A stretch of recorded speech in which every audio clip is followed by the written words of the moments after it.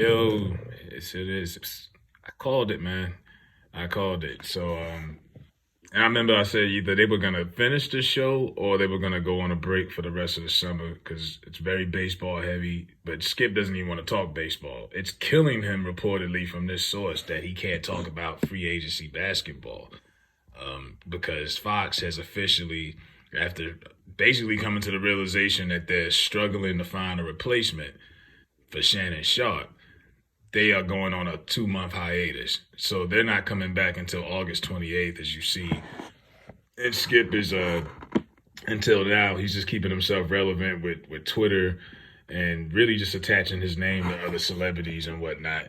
But they're obviously having an issue. Now, this buyout with Shannon happened a lot quicker than they expected. The way they made it seem, it kind of caught them off guard. They didn't, they weren't really expecting it to move that fast. And this source that gave this information, this is brobible.com. Shannon's exit moved way faster than they expected, so they had no choice but to go on a hiatus. Skip has never done anything like this during all his years at FS1 or ESPN. Not being on air during the NBA moves is killing him. So Skip he can't talk about any of the stuff, the Dame Lillard stuff, the Kyrie Irving stuff, none of this. And he's been on TV for like 20 years consistently. He's never had any drop off. So it's bothersome to him, but it is what it is.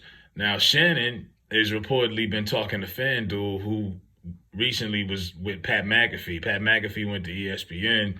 So now FanDuel might be replacing McAfee with Shannon, and that's how Shannon was saying, I'll still probably be on somewhere in the morning. He was saying something about that. He'll still be coming on in the mornings. I think that's what he was getting at. But there is that non-compete clause that he's got in that contract that he had. Now, Skip preferably wants Stephen A back. But unless ESPN, who, by the way, just laid off like 30 people, and by the way, I seen Jalen Rose crying on Instagram, talking about you're nobody till somebody kills you, like reciting Biggie lyrics. Like, come on, man. Like, he went on a whole 50-something minute rant about him getting laid off. But, ESPN got rid of a lot of people. So there's a lot of options out there. Max Kellerman's out there, Keyshawn Johnson, Vince Carter, Rob Ninkovich. There's a lot of people, but Skip wants to work with his buddy. But your buddy's like making $12 million, like he's on a $12 million deal. And unless Fox can buy out that contract, which I doubt, maybe ESPN just gets rid of Stephen A. Maybe they can reunite and put that whole Archie Bunker, George Jefferson thing together again.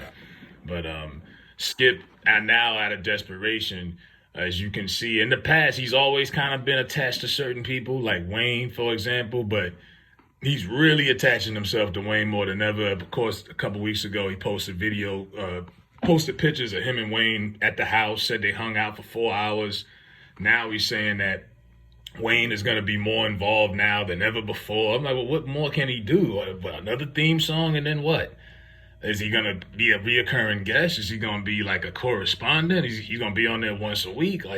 So Skip is trying to get the few buddies that he has the few people that do like him, to try to keep himself relevant and kind of keep the show interesting, because Shannon was really that was his role. He kind of did that. Now Skip's got to find somebody that can, keep things going and keep people actually interested. I doubted he would go the Max Kellerman route, but he's trying to look for that. Now he's also, for years, Skip wouldn't even acknowledge Charles Barkley. He would act like it was beneath him, like he was a bigger star than Charles. Now he's going as far as to calling Charles out, and he was being sarcastic, but he was like, yeah, I would love for you to be my new debate partner, because I would make you look like Adam Morrison. I would make you look crazy. I would just make you look stupid and this and that. I'm like, wow, the guy can dish all of this criticism, but when someone gives it back to you, you don't like it. But I don't think Charles likes Skip really at all. I really think if he put them two in the room together, Charles would probably whoop his ass. Charles does not like him at all. Yeah, I think he just hates what Skip has turned sports media into and how influential Skip is, good or bad.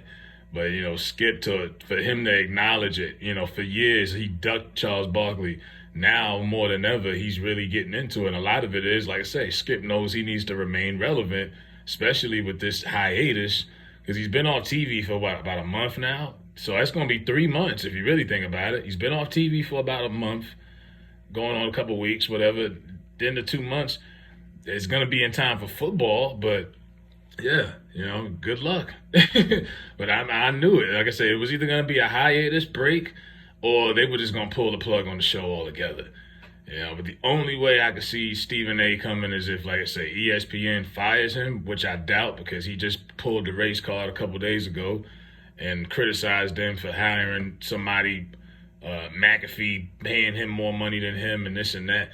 The only way that could happen is if he becomes free. If ESPN gives Stephen A. Smith his freedom papers, maybe this can happen.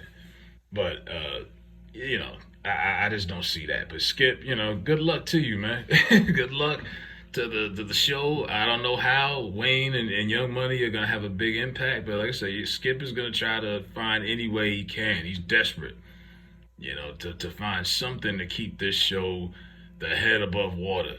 Because right now, this shit is a sinking ship. Shannon done got off, and now Skip is out there with a lifeguard jacket and a little boat trying to find hope. Let me know what y'all think in the comment section. I'm out.